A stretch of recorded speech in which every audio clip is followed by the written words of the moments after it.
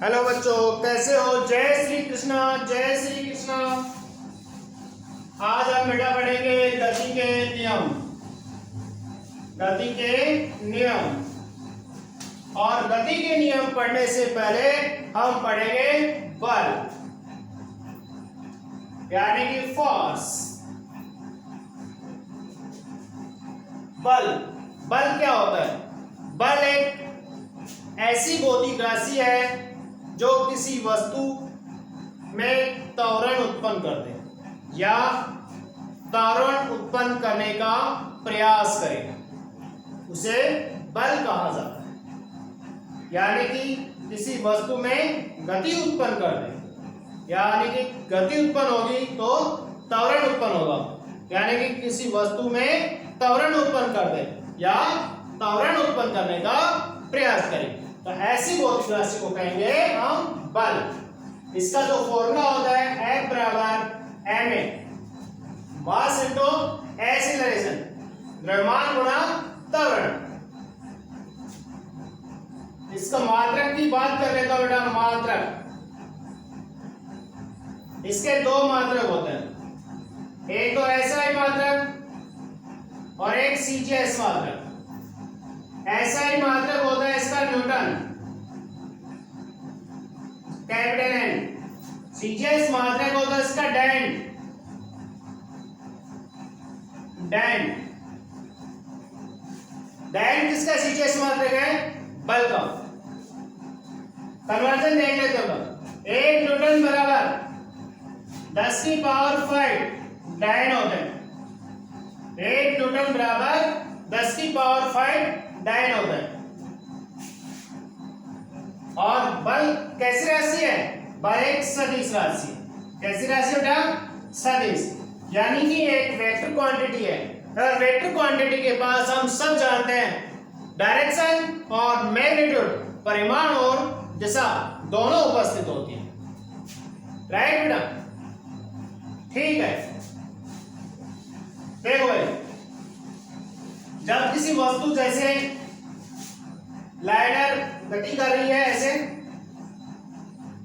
और इस पर ऐसे ही बल लगता है बेटा, इधर, यानी कि इसकी डायरेक्शन की विवेक से जो गति कर रही है वेग की दिशा में ही बल लगता है। ऐसे ही धक्का मार रहे हैं, वो गाड़ी चल रही है, गतिशील वस्तु है, और उस पर हम क्या करें? धक्का मारें। तो क्या करें? तो वस्तु गति करेगी कैसे? रेखीय गति। कैसी गति करी है? रेखीय गति। और यदि उसकी गति के विपरीत डायरेक्शन में वो वेग से इधर गति कर रही है और हमने इसके अपोज लंबवत बल लगा दिया, अगर लंबवत बल लगाएंगे तो वस्तु की जो पथ बन जाएगा, गति का पथ हो जाएगा वर्ताकार। ऐसा पथ हो जाएगा वर्ताकार, यानी कि उसके वेग के लंबवत दिशा में जब बल लगाएंगे तब वस्तु वर्ताकार पथ में गति प्रारंभ कर देगी। और मान लो कोई थीटा किसी एंगल पर रखेंगे, जैसे इधर गति कर रही है और हमने किसी थीटा कोण पर इस पर बल लगा दिया था F। अब वस्तु का जो गति का पथ हो जाएगा वो हो जाएगा बेटा हेलिकल। कैसा हो जाएगा? हेलिकल। ये पथ हेलिकल पथ हो जाएगा। समझ गए? राइट।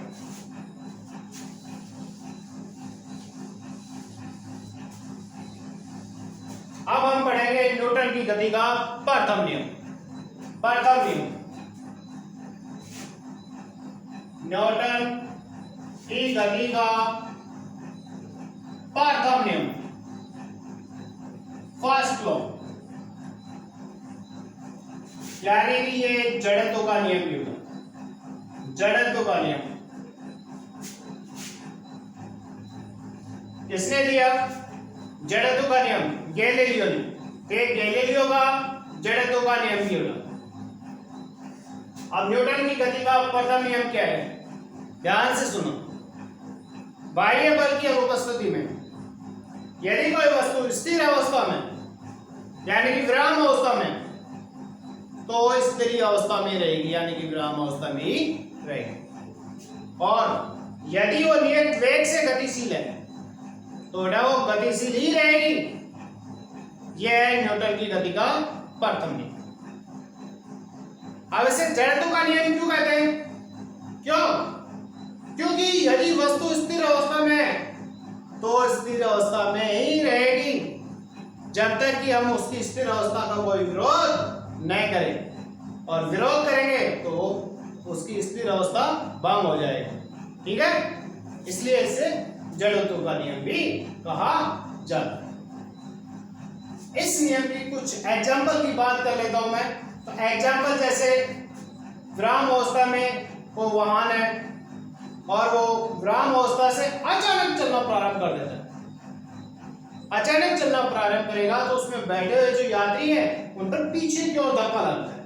पीछे की ओर क्या लगता है? धक्का लगता है। ठीक है, और यदि कोई वाहन गतिशील अवस्था में और वो ब्रेक लगा दे अचानक ड्राइवर, और ब्रेक लगाने पर क्या होगा? जो सवारियां हैं वो आगे की ओर झुक जाती हैं। ये तो हमने काफी बार देखा है।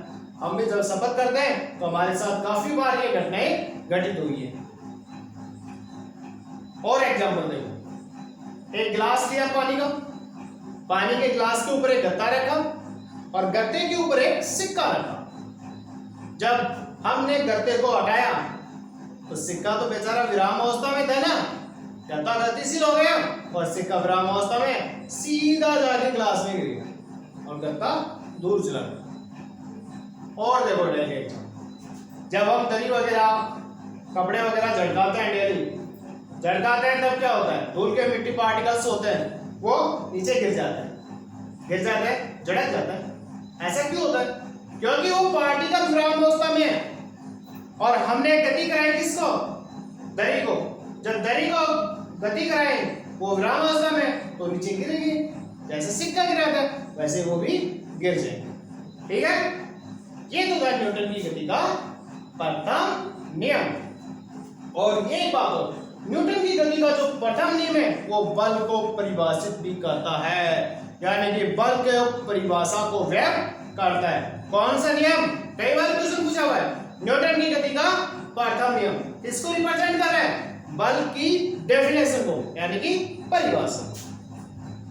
अब मैं द्वितीय नियम की बात करता हूं, न्यूटन की गति का द्वितीय नियम। न्यूटन बहुत बड़ा वैज्ञानिक है। न्यूटन की गति का द्वितीय नियम, सेकंड लॉ ऑफ न्यूटन, द्वितीय नियम।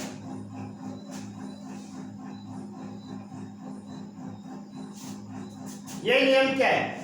देखो, जब किसी वस्तु पर बाह्य बल लगाते हैं तब वस्तु के संवेग में परिवर्तन की दर, यानी कि किसी वस्तु पर लगाया गया बाह्य बल उस वस्तु के संवेग में परिवर्तन की दर के समानुपाती होता है।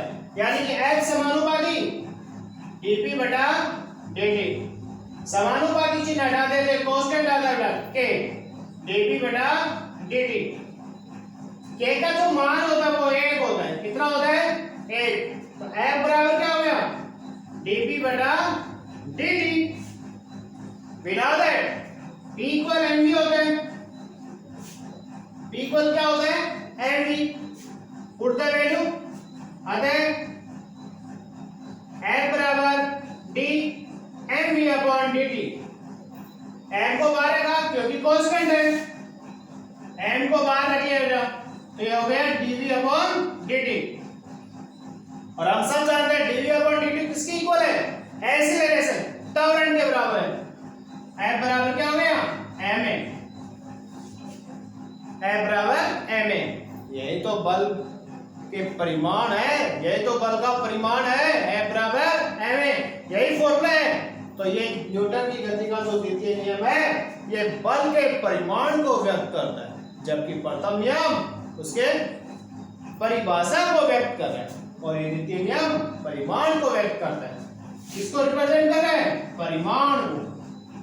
ठीक है बेटा?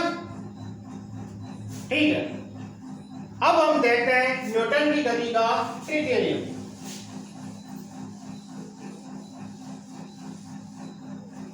तृतीय नियम, थर्ड लॉ। ध्यान से देखना बेटा, इसे कहते हैं क्रिया प्रतिक्रिया का नियम। क्रिया प्रतिक्रिया का नियम, प्रतिक्रिया का नियम। यानी कि किसी वस्तु पर जब क्रिया की जाती है तो विपरीत में वो वस्तु प्रतिक्रिया करती है, प्रतिक्रिया करती है। हम जैसे दीवार को मारेंगे तो हमारे भी लगेगी ना, तो हम क्या करते हैं, जैसे हमारे पास एक बॉल है, बॉल दीवार पर मारते हैं, तो जैसे ये दीवार है और ये बॉल है, ठीक है, ये एक वस्तु है पहली जिसको ए बोल दिया, दीवार को बोल दिया बी। तो ये बॉल जब दीवार पे टकराएगी, बल लगाएगी, तो दीवार अपोजिट डायरेक्शन में इस पर भी बल लगाएगी। मान लेते हैं बॉल ने F12 बल लगाया इस पर, और तो दीवार ने इस पर जो बल लगाया वो क्या है, F21। तो क्या हो गया, F12 इक्वल माइनस F21, यानी कि क्रिया और प्रतिक्रिया। बॉल ने क्रिया की, उसके अपोजिट डायरेक्शन में दीवार ने प्रतिक्रिया की, यानी कि जो बल लगे वो एक दूसरे के परिमाण तो बराबर है परंतु डायरेक्शन के अपोजिट है, विपरीत दिशा है। क्रिया और प्रतिक्रिया दो अलग अलग वस्तुओं पर होती है, क्रिया और प्रतिक्रिया दो अलग अलग वस्तुओं पर होती है। इसके कुछ एग्जाम्पल है, बहुत इंटरेस्टिंग एग्जाम्पल है, हम सब देखेंगे। जैसे एक तैराक है, पानी में तैर रहा है, तो पानी को क्या करेगा, अपने पीछे की ओर धकेलेगा। जैसे वो पीछे की ओर धकेलेगा तो पानी उसको आगे की ओर धकेलेगा। जितनी तेज गति से पानी को पीछे की ओर धकेलेगा उतनी ही तेज गति से वो तैराक चल पाएगा। एक नाविक की बात कर लो, नाव चलाने वाला जो नाविक होता है वो पानी को गतिपालक के द्वारा पीछे की ओर धकेलता है, और जितनी तेज गति से पानी को पीछे की ओर धकेलेगा उतनी ही तेज गति से नाव आगे की ओर जाएगी। पैदल चलने वाला जो आदमी है, पैदल चलता तो क्या करेगा, अपने पैर के जो आगे के पंजों से पीछे की ओर धक्का मारता है, जमीन को पीछे की ओर धक्का मारेगा तो जमीन उसको आगे की ओर धक्का मारेगी, जिससे वो चल पा रहे हैं। रॉकेट की गति, तो रॉकेट की जो गति है वो भी न्यूटन की गति के तृतीय नियम पर ही आधारित है। रॉकेट की गति न्यूटन की गति के तृतीय नियम पर आधारित है। जैसे रॉकेट से गैसें जितनी वेग से नीचे की ओर निकलेगी, रॉकेट उतनी ही वेग से ऊपर की ओर गति करेगा। राइफल से जब बंदूक गोली छोड़ते हम तो क्या होती है, गोली आगे चली जाती है और राइफल पीछे की ओर धक्का मारती है। तो राइफल की इस वेग को बोलते हैं प्रतिक्षेप वेग, रिवोल्यूशन वेलोसिटी, प्रतिक्षेप वेग, जो कि झटका मारती है पीछे। राइट है। अगले लेसन में हम क्या देखेंगे, रॉकेट नोजल के लिए हम वेग का फॉर्मूला प्राप्त करेंगे। Right, okay.